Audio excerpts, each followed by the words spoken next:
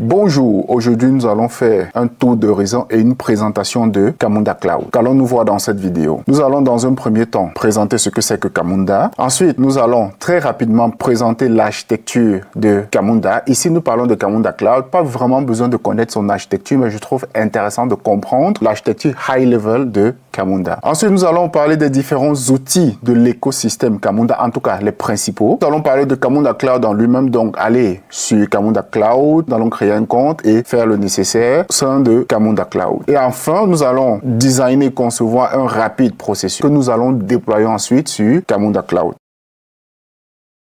Donc déjà, c'est quoi Camunda? Camunda est ce que nous appelons un orchestrateur. Qu'est-ce que cela veut dire? Camunda, en fait, orchestre tous les points de terminaison des processus des entreprises. Supposons en fait que nous ayons une entreprise qui a, disons, 3 départements. Nous avons une entreprise, donc le département marketing, le département opérationnel et le département, disons, livraison. Le département marketing a, disons, implémenté ce qu'on appelle un RPA bot. Donc, un RPA pour Robotic Process Automation. Donc, c'est une sorte de logiciel qui permet d'automatiser des tâches bien précises, des tâches répétitives. Supposons donc que notre département marketing ait implémenté une RPA. Ensuite, notre département opérationnel a développé un logiciel et a mis à exposer l'API. Donc, a créé une sorte de microservice, à exposer donc son API. Et le département marketing, le département livraison, autant pour moi, lui par contre a développé un système d'intelligence artificielle qui permet d'optimiser le chemin ou qui présente le chemin le plus rapide pour aller livrer, par exemple, un colis, que sais-je. Donc ici, nous voyons que nous avons différents départements et chaque département a implémenté une certaine technologie. Mais pour délivrer de la valeur au client, nous devons donc décrire un processus qui va en fait traverser ces différents départements.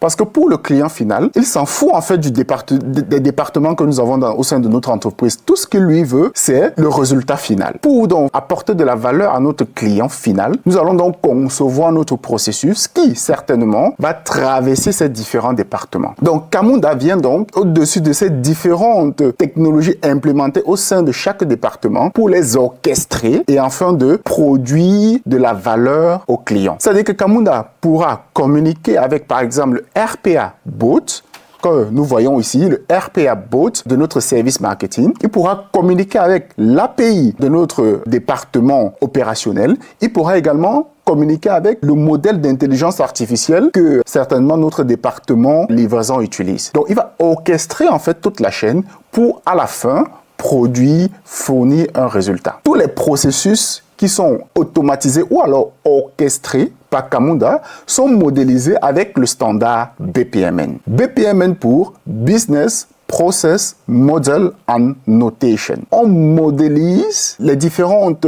séquences des événements ou alors les différentes étapes du processus à travers les notations proposées par le BPMN. Ensuite, un aperçu rapide de l'architecture de Camunda. Dans la sphère Camunda, si on veut, nous avons ici ce que nous appelons en fait un Process Solution. Généralement, c'est au niveau du Process Solution que nous allons avoir du code customisé, donc pour customiser notre système si on veut. Et ensuite, nous avons ici notre cluster Camunda. Ou encore on va dire Camunda Cloud, ça c'est notre cluster Camunda. Camunda Cloud, qui est encore, on peut dire Camunda 8, vient avec la caractéristique de scalabilité en ce qui concerne les moteurs de flux, ce qu'on appelle encore les process engine. Donc l'idée c'est d'être à mesure de traiter un très grand volume d'événements. Donc ici en fait, c'est la raison pour laquelle ici on peut voir, bon ici j'ai représenté ce qu'on appelle 2 brokers. Donc ici déjà, il est important de noter que ZB, c'est le moteur, ce qu'on appelle le moteur de flux ou encore le process engine qui en fait alimente Camunda. Camunda 8. Donc ici en fait nous avons notre cluster Camunda, nous avons notre ZB Broker qui en fait est un process engine. Donc en fonction du débit des événements que nous devons traiter, nous pouvons augmenter le nombre de brokers. Et ici nous avons ce qu'on appelle le ZB Gateway qui lui en fait est le point d'entrée vers notre cluster. Notre process application ici là, notre process solution ou process application va donc communiquer avec le cluster Camunda à travers le ZB Gateway.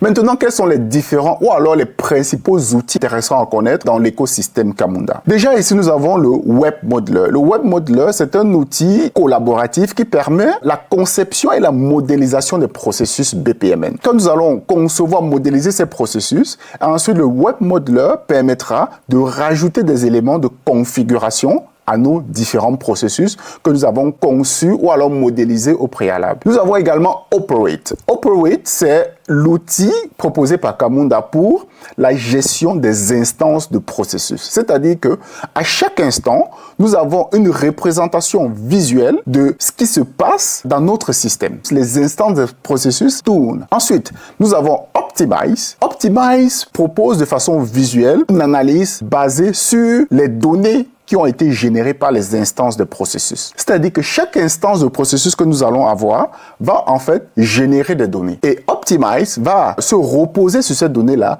pour proposer en fait une certaine analyse. Et nous avons également ici la gestion des tâches humaines avec Task List. Donc il y a un autre composant aussi tout aussi important qui est Camunda Console. Mais bon, je pense qu'ici, Console c'est un aspect beaucoup plus technique. De toute façon, nous allons le voir tout à l'heure.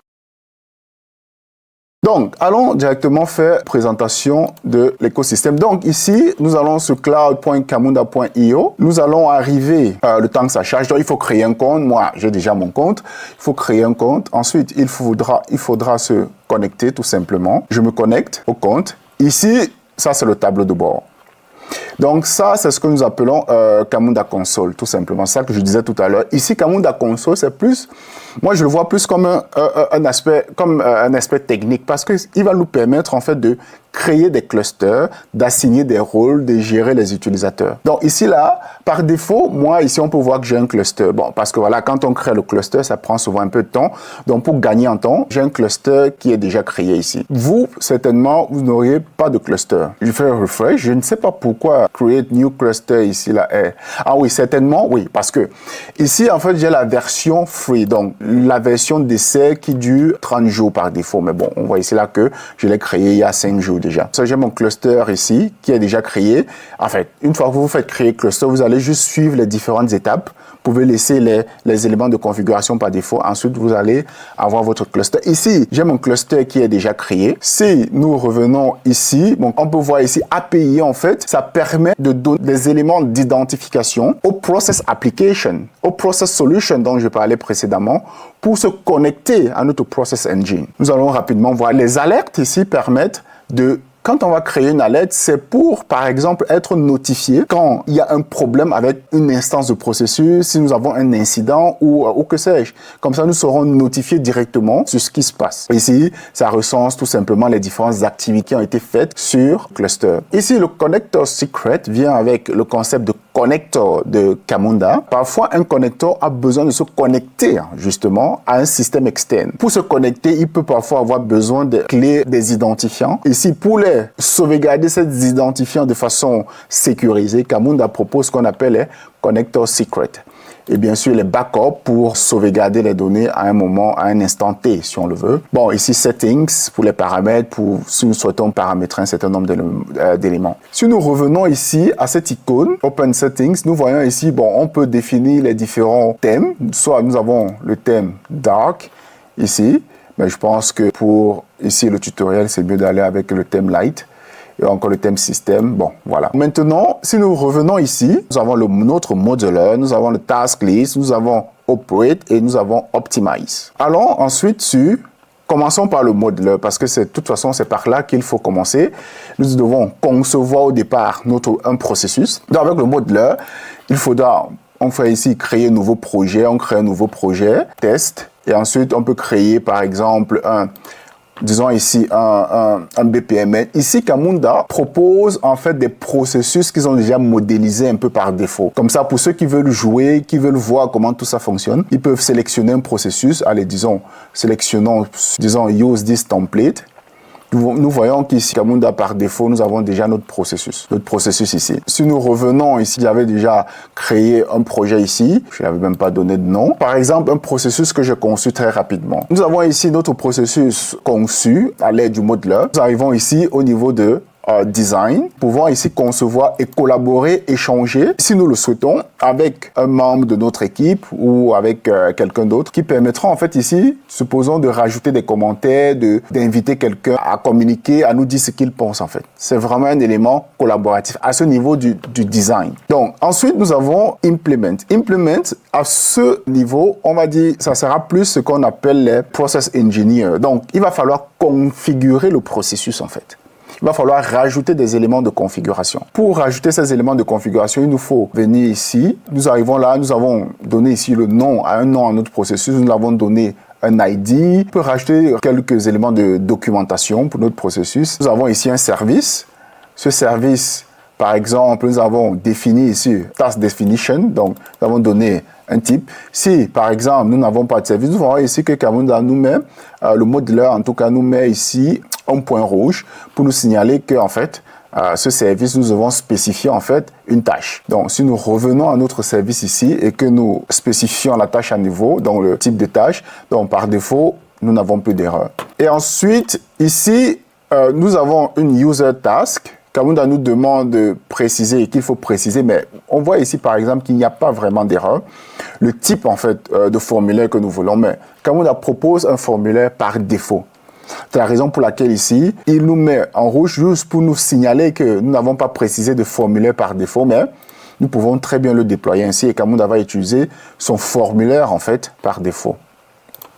Donc ici, nous pouvons voir les erreurs, éventuellement les erreurs incoming flow do not join. Donc ici, une information et éventuellement des messages d'alerte. Nous pouvons ensuite aller, nous avons ensuite ici notre task list que nous allons ouvrir. Ouvrons directement, allons ici sur Operate, que nous allons ouvrir également, et sur Optimize. Donc, sur Task List ici, bon, quand je préparais ce tutoriel, voilà, j'ai lancé quelques processus, mais bon, je n'ai pas terminé les tâches, donc c'est la raison pour laquelle vous pouvez en fait vous apercevoir ici que nous avons encore quelques tâches. Ici, on voit que voilà, il y a 2 instances de processus qui tournent encore. Ça, c'est pas grave. Donc ici, nous avons notre processus que nous avons conçu. Ensuite, nous pouvons le déployer directement à partir de notre, nous pouvons ici, là, si nous créons un deploy, nous pouvons le déployer directement à partir de notre modeleur. Mais il n'est pas recommandé de le faire ainsi. On peut également démarrer une instance de processus directement à partir du modeleur. Donc, c'est-à-dire ici, en faisant run, si notre processus n'est pas encore déployé, Camunda va le déployer et ensuite il va démarrer une instance. Maintenant, ce qui est recommandé comme bonne pratique par Camunda, c'est vraiment de déployer un processus à partir du process solution. Nous allons le voir tout à l'heure. Donc, il faut, une fois que nous avons conçu et rajouté des éléments de configuration à notre processus, il faut aller là et ensuite faire download, télécharger notre processus que nous allons déposer dans notre process solution que nous allons voir tout à l'heure. Et ce que je vais faire, je vais déjà arriver sur Operate. Je vais stopper tous ces différents processus. Je ne peux pas faire delete, donc je vais faire juste, je vais stopper cancel process instance. Je fais un cancel. Je vais faire également cancel process instance. Donc, une fois que nous avons cancel, il faut faire un refresh. Ben, nous allons faire cancel également. Ok, Camunda, ok. Nous avons plus de processus ici. Et ensuite, ce que je vais faire, c'est delete. Je vais supprimer le modèle, notre processus ici. On va le supprimer. OK. Donc, nous n'avons plus, normalement, plus de processus. Donc, si nous allons à Operate, nous voyons que maintenant, nous n'avons aucun processus ici. Aucune instance de processus, aucun modèle de processus, de diagramme en tout cas, qui a été déployé. Donc, comme je le disais tout à l'heure, nous pouvons, à partir de notre modeleur, déployer notre processus, ou encore, nous pouvons démarrer une instance. Allez, allons-y démarrer une instance ici.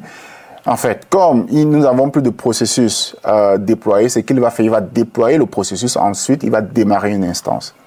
Donc, si nous faisons run, ils nous dit ici View Process Instance, allons voir notre processus, nous voyons bien que nous avons une instance de processus ici. Si nous revenons ici à Dashboard, nous allons voir notre instance de processus. Je vais également, comme je le disais tout à l'heure, ce n'est pas une bonne partie de déployer un processus directement à partir du modeler. Il est recommandé de le faire à partir du Process Solution. Nous allons le voir tout à l'heure. Donc, nous allons arrêter également cette instance. OK. Une fois l'instance arrêtée, qu'allons-nous faire? Nous allons également... Il n'était pas arrêté. Allez. OK, là c'est bon. Ensuite, nous avons également supprimé notre process definition ici. On fait delete. Super. Donc, maintenant, ici, nous pouvons dire que nous avons quelque chose de vierge. Donc, nous avons operate, nous n'avons pas de processus déployé. Nous avons notre modeler. Donc, ici, nous terminons notre configuration, de la configuration de notre processus. Nous faisons download. Et une fois que nous le téléchargeons, nous allons le déposer dans le Process Solution, qui ici, en fait, est tout simplement une application. Ici, je suis parti avec une application Java. Ici, je n'ai pas voulu aller trop dans la technique. Donc, j'ai déjà créé l'application. C'est juste vraiment pour montrer comment cette architecture fonctionne. Ici, j'ai créé tout simplement un projet Spring Boot avec Java. Nous allons parcourir ce projet ensemble. Donc, j'ai fait un download de mon processus. Ensuite, je l'ai déposé dans mon projet, ici dans Resource, dans mon projet Spring Boot. À ce niveau, j'ai déposé mon processus ici. Nous pouvons le voir, se termine par .bpml. Donc, ici, nous avons un projet tout simplement Spring Boot. En fait, ici, on rajoute quelques éléments de configuration pour sur notre projet Spring Boot. Donc, pour faire ce qu'on appelle Enable ZB Client. Et ensuite, automatiquement, quand nous allons démarrer notre processus, Camunda va en fait, tout ce qui est mentionné ici, c'est tout simplement pour dire que, pour spécifier à Camunda, en tout cas non, pas à Camunda, au client ZB ici, d'aller en fait, de parcourir ce chemin et d'aller récupérer tous les fichiers, de déployer tous les fichiers qui se terminent par .bpml. Tout simplement.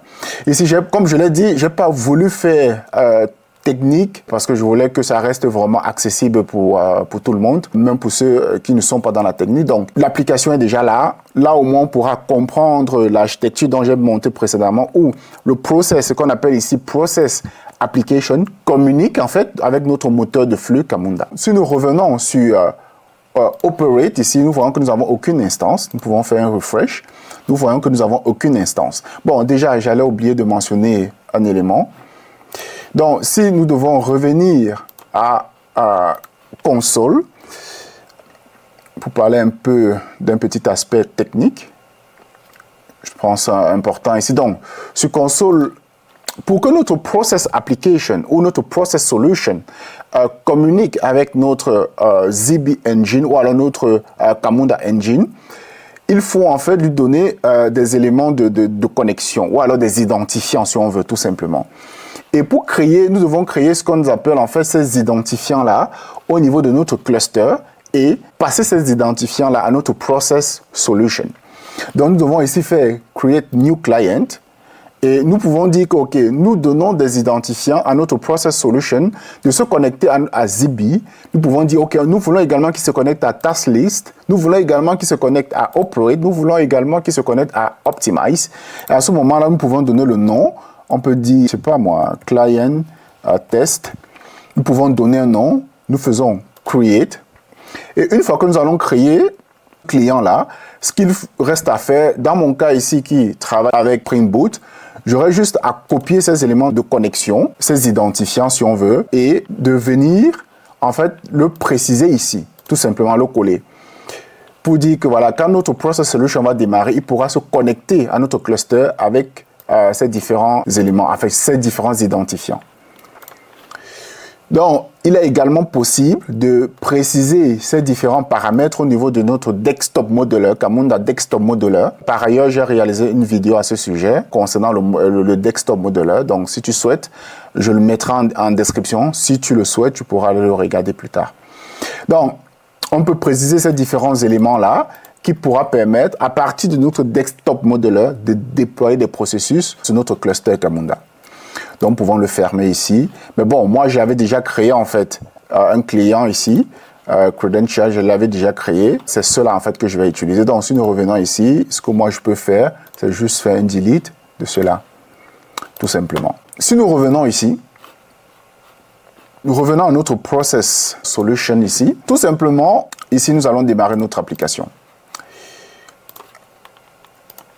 Comme nous avons spécifié ici, de dire au client Zigbee, quand on démarre l'application, de déployer automatiquement le processus qui se trouve dans le dossier BPMN, tous les fichiers qui se terminent par .bpmn de les déployer, tout simplement. Donc on attend ici, donc on voit ici que notre application a déjà démarré. Maintenant, si nous revenons au niveau de Operate, qu'est-ce que nous voyons? Nous voyons que nous avons un processus qui a été déployé. Et ce processus a été déployé par notre Process Solution. Peut-être un mot très rapide. Pourquoi il est recommandé de déployer les processus à partir du Process Solution? Parce que à partir du Process Solution, nous allons certainement avoir des outils de versionning comme Git qui pourra nous permettre de tracer en fait tout ce qui s'est passé sur notre processus. Parce que si nous le déployons directement, supposons que j'ai déployé mon processus ici, et un de mes collègues vient au niveau du web modeler, autant pour moi. Ensuite, il effectue certaines modifications et il déploie à nouveau. C'est-à-dire qu'en fait, il aura déployé une nouvelle version de notre processus, mais nous n'aurons pas de trace en fait. Comment est-ce que nous allons savoir qu'il a déployé une nouvelle instance? Alors que s'il procède aux modifications, ensuite il fait un download, il le met dans notre Process Solution. Quand il va le déployer à nouveau, nous saurons en fait à partir de notre Process Solution qu'en fait quelque chose a changé dans le code et nous pouvons faire un tracking des versions, tout simplement. Et nous avons ici notre modèle qui a été déployé. Si nous souhaitons ensuite, disons que nous voulons ici démarrer une nouvelle instance, nous pouvons ici juste démarrer une nouvelle instance du processus. Ce que nous allons faire, donc si nous revenons à Operate, nous voyons ici qu'il y a une instance de processus qui a été démarrée. Ce que nous allons faire, allez, allons démarrer encore, démarrons une autre instance. Nous nous rendons compte en fait que nous avons deux instances de processus, mais en fait qui sont à cette étape. Cette étape ici, à cette tâche, en fait, cette tâche c'est ce qu'on appelle un service task. Globalement, ce service task-là, ça tend à appeler du code quelque part. Donc ici nous revenons ici dans notre modeler. Si nous allons, nous cliquons en fait sur le service task, nous allons voir ici que nous avons spécifié en fait ce que nous appelons une tâche définie, le type de tâche. Nous avons donné tout simplement le nom à traiter. C'est-à-dire que dans notre process solution, il y aura une sorte de service qui va s'appeler ou alors qui va faire appel à ce service-ci pour faire le traitement. Pour l'instant, les tokens sont à ce niveau parce que nous n'avons pas de job worker qui va en fait récupérer un job ou alors cette tâche-là ou alors ce service-là et le traiter. Si nous revenons donc à notre process solution, nous voyons que nous n'avons pas quelque chose de genre. Maintenant, ce que nous allons faire, nous allons arrêter notre process ici, notre application. Comme je l'ai dit, j'avais déjà préparé. Le fait de rajouter ça, qu'est-ce que je dis en fait, ce code? Qu'est-ce qu'il fait? Je dis ici là que ça c'est un job worker et de type à traiter. Donc à traiter ici, le type, il est similaire à, si nous revenons ici, au type que nous avons défini ici, à traiter. C'est comme ça que notre job worker pourra identifier qu'il doit en fait traiter la tâche de ce type-ci en fait. C'est une sorte d'identifiant si on veut. Donc, nous définissons ici un job worker qui lui va, bon, on ne va pas rentrer dans les aspects techniques ici, mais bon, tout simplement dit que nous avons ici un job worker de type à traiter. Ensuite, qu'est-ce qu'il va faire? Il va juste générer de façon aléatoire une variable ici que j'ai appelée à traiter. Donc, si nous revenons dans notre processus ici, tout simplement ce que j'ai dit, ah oui, la condition elle a disparu. Donc, ici, Qu'est-ce que ça veut dire? Ici, qu'est-ce que nous avons? C'est-à-dire que si la variable à traiter est fausse, nous allons prendre ce chemin. Par contre, si la variable est vraie ou par défaut, ici là je n'ai rien spécifié, mais ça veut dire que si par défaut, qu'elle soit vraie ou si nous n'avons rien précisé, par défaut, nous allons arriver à cette tâche humaine qui est vérifier la tâche. Tout simplement. Donc ici, ce que j'ai fait au niveau de notre process solution, donc de notre job worker, j'ai juste spécifié, voilà, il va générer vrai ou faux de façon aléatoire. Donc maintenant, si nous démarrons à nouveau notre application, notre process solution, au niveau de la console, nous pouvons voir en fait que ce job worker a été appelé 2 fois parce que nous avons 2 instances de processus. Donc si nous revenons à nos processus au niveau de operate, faisons un refresh. Qu'est-ce que nous voyons? Nous sommes à ce niveau. C'est-à-dire que à chaque fois, ça a généré un true. Étant donné que c'est true, si nous revenons, prenons en fait ce processus, qu'est-ce que nous voyons à traiter? La variable à traiter a pour valeur true.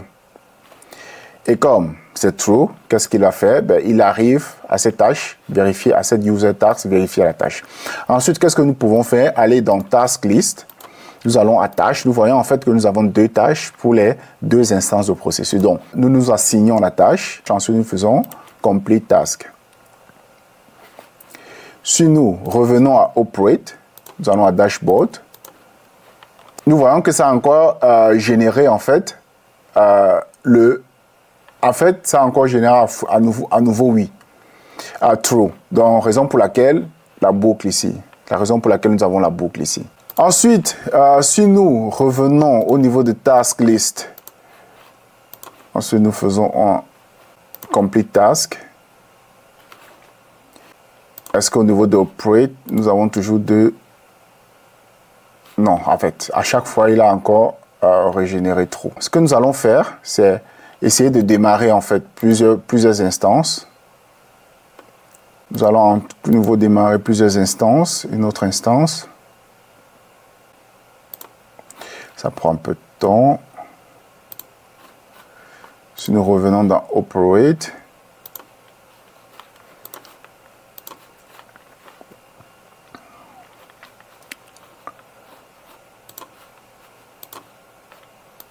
en fait, à chaque fois, ça génère true. Est-ce que j'ai fait une erreur dans le code? À chaque fois, ça génère true. Démarrons une autre.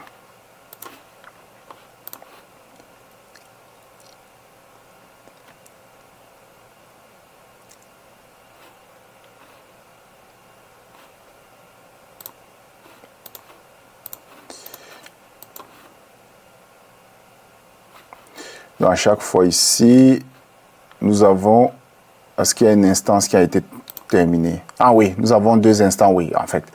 Donc, 2 fois, en fait, nous avons eu comme variable false. Donc, ici, nous avons 2 instances qui ont été terminées.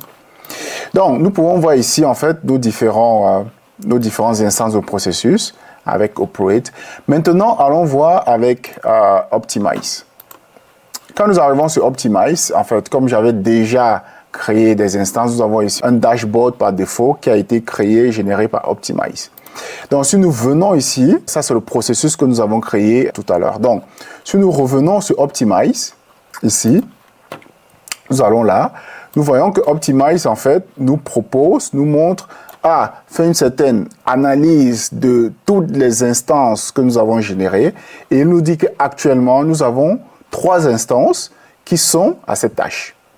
Et avec ce qu'on appelle un heat map. Et si nous revenons ici, voilà, qu'est-ce qu'il nous dit? Il dit les 7 derniers jours, nous avons 13 instances de processus, 3 instances sont en cours et 10 instances sont terminées. Sur base de toutes ces informations, nous pouvons le donner par exemple au process manager ou que sais-je, qui lui, en fait, sur base de ces informations, pourra prendre un certain nombre de décisions. Soit d'optimiser, soit de modifier un tout petit peu le processus. Ici, par exemple, on voit que la gestion de cette tâche, en tout, a pris environ 17 minutes, 26 secondes et des millisecondes. Voyons en fait comment en fait s'est comporté notre processus, les instances de notre processus ici. C'est ça l'idée d'Optimize. Il y a également Analysis.